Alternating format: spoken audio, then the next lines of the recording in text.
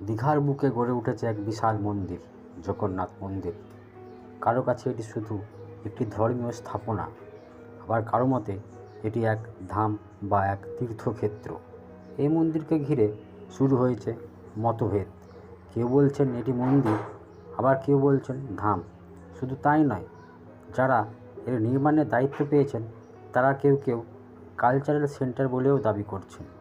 এই প্রসঙ্গে বিস্ফোরক মন্তব্য করেছেন বিরোধী দলনেতা শুভেন্দু অধিকারী। তার অভিযোগ, এটা জগন্নাথ ধাম হতে পারে না। ধাম তো 4টি: পুরী, বদ্রীনাথ, দ্বারকা ও রামেশ্বর।